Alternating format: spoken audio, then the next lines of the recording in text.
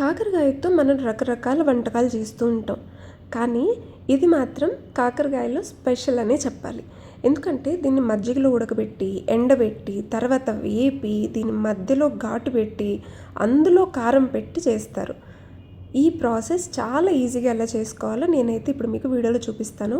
ఇది కనుక ఒక్కసారి మనం చేసి పెట్టుకుంటే ఫ్రిడ్జ్లో స్టోర్ చేసుకొని చాలా రోజుల వరకు అయితే ఉంటుంది. ఆల్మోస్ట్ 2 months వరకు కూడా ఉంటుందన్నమాట. ఆ ప్రాసెస్ ఎలాగో ఇప్పుడైతే మనం ఒకసారి చూద్దాం. ఫస్ట్ ఇలా చిన్న కాకరకాయలు ఉంటాయి కదా, చిన్న కాకరకాయలు అయితే బాగుంటుంది. మళ్ళీ పెద్ద కాకరకాయలు ఏంటంటే అంత టేస్ట్ కూడా ఉండదు, అలాగే మనం వేపేటప్పుడు కూడా సరిగా అంటే వేగడానికి కూడా ఇబ్బందిగా ఉంటుందన్నమాట. ఇప్పుడు వీటిని ఒక్కొక్కటిగా తీసుకొని ఆ పైన కొమ్ముల్లో ఉంటాయి కదా, దాని వరకు మాత్రమే జస్ట్ లైట్గా పీల్ చేసుకోవాలి. ఎక్కువగా పీల్ చేయొద్దు, ఇలా వీడియోలో చూపించిన విధంగా పీల్ చేసుకుంటే సరిపోతుంది. ఇప్పుడు అన్నీ చేసుకున్న తర్వాత ఒక్కొక్క కాకరకాయకి మధ్యలో ఇలా ఘాటు పెట్టాలి. ఇవి కొంచెం గట్టిగా ఉంటాయి కాబట్టి కేర్ఫుల్గా ఉండాలి, లేదంటే చేదగే ప్రమాదం ఉంటుంది. సో ఇప్పుడు చూసారా మీరు, నేనైతే కిందకి కట్ చేసేయలేదు, జస్ట్ మధ్యలో ఘాటు పెట్టాను అంతే. అంటే మనం తర్వాత కారం పెట్టుకోవడానికి ఉంటుంది కాబట్టి. ఇప్పుడు కొంచెం మజ్జిగ తీసుకొని అందులో కాస్తంత చింతపండు, అంటే ఒక ఉసిరికాయ ఉంటుంది కదా, పెద్ద ఉసిరికాయ అంత సైజ్ అనమాట, అలాగే రాళ్ళు ఉప్పు తీసుకొని కలుపుకోవాలి.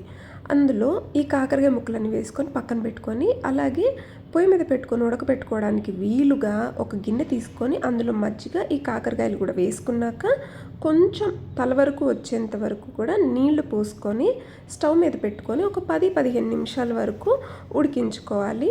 సో ఇక్కడ చూసారా, మీకు చూస్తే కలర్ అనేది చేంజ్ అయిపోయింది కదా, ఇలా వచ్చేంత వరకు ఉడికించుకోండి. ఒక్కొక్కసారి 20 నిమిషాలు కూడా టైం పట్టచ్చు. సో వాటిని అన్నిటిని తీసేసి ఇలా ఎండలో గనక 1 లేదా 2 రోజులు, ఎండాకాలం అయితే 1 రోజే సరిపోతుంది, మనం కనుక ఎండబెట్టుకున్నాము అని అంటే వీటిని మనం ఫ్రిడ్జ్లో స్టోర్ చేసుకొని 2-3 నెలల వరకు కూడా హ్యాపీగా మనం ఫ్రై చేసుకొని తినచ్చు అనమాట, ఏం కావు. సో ఇప్పుడు వీటిని ఎలా ఫ్రై చేసుకోవాలి నేనైతే ప్రాసెస్ చెప్తాను. ఒక బాండి, ఐరన్ కడాయి అయితే చాలా బెటర్. మనకి కడాయిని బట్టి మనం చేసే కూర టేస్ట్ అనేది ఉంటుంది. మీరు ఎప్పుడైనా సరే గమనించి చూడండి. ఇందులోకి కొంచెం నూనె ఎక్కువగానే పడుతుంది. నేను ఒక 3 గంటల వరకు నూనె తీసుకున్నాను. మొత్తం ఒకటేసారి వేయడానికి కుదరదు కాబట్టి 2 బ్యాచెస్గా వేసుకోవాలి. ఇలా ఒక్కొక్కటి వేసుకొని ఒక సైడు కాలిన తర్వాత ఇంకొక సైడ్ తిప్పుకుంటూ నూనెలోకి మునిగేటట్టుగా వేపుకోవాలన్నమాట. మరీ నల్లగా వచ్చేంత వరకు వేపొద్దు, కొంచెం మీకు ఇక్కడ గోల్డెన్ కలర్లా కనిపిస్తుంది కదా, అంతవరకు చుట్టుపక్కల కాలితే సరిపోతుంది. ఈ మధ్యలో మీకు ఇట్లా చీలిపోయినట్టుగా ఉబ్బినట్టుగా వస్తాయి నూనెలో ఉడికేటప్పుడు, అప్పుడు ఇంకా టేస్ట్ చాలా బాగుంటుందన్నమాట. మీరు ఇక్కడ చూసుకోవచ్చు, మన మిడిల్లో ఒక కాకరకాయ ఉంది కదా, అదైతే మీకు ఇలా ఉబ్బుతుంది చూడండి. సో అలా ఏం కంగారు పడద్దు ఏదో అయిపోతుందని, అది జస్ట్ మనం చివర కట్ చేసి ఉంటాం ఎక్కువ, అందుకని అలా అవుతుంది. బట్ టేస్ట్ మాత్రం చాలా అంటే చాలా బాగుంటుంది అలా నూనెలో వేగినప్పుడు.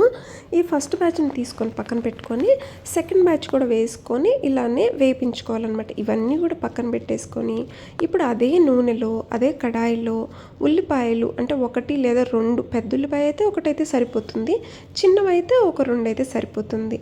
సో ఇవి పొడుగ్గా కట్ చేసుకొని అదే నూనెలో వేపుకోవాలి.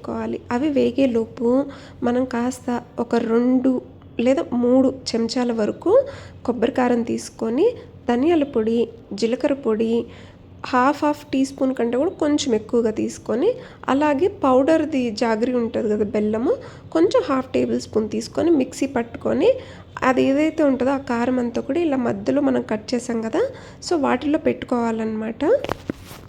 ఈలోపు మనకి ఉల్లిపాయలు ఉడికిపోతూ ఉంటాయి, వాటిని పెద్దగా కదిలించాల్సిన అవసరం లేదు. ఇవన్నీ కూడా చక్కగా, అంటే కొంచెం ప్రెస్ చేశారనుకోండి బయటకు రాకుండా ఉంటుంది, ఆ ఫ్లేవర్ అనేది పోకుండా ఉంటుంది. ఇప్పుడు ఈ కాకరకాయలన్నీ కూడా తీసుకొచ్చి బాండీలో వేసి కొంచెం సేపు వేపుకుంటే సరిపోతుంది. అంటే మనకి ఉల్లిపాయ ఉడికిపోతే సరిపోతుంది, ఎందుకంటే మన కాకరకాయ ఆల్రెడీ వేగిపోయింది కదా.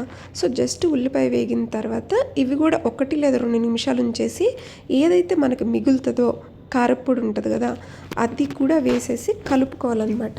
ఇందులో కావాలంటే కొత్తిమీర వేసుకోవచ్చు, మేమైతే కొత్తిమీర అదేం వేయలేదన్నమాట. ఈ రా ఫ్లేవరే చాలా టేస్టీగా ఉంటుంది. మీరు కూడా తప్పకుండా ఒక్కసారైనా ట్రై చేయండి. పెద్ద ప్రాసెస్ ఏం కాదు, ఒక్కసారి చేసి పెట్టుకుంటే చాలా రోజుల వరకు నిల్వ ఉంటుంది. వీడియోని ఇక్కడ వరకు చూసినందుకు thank you so much for watching.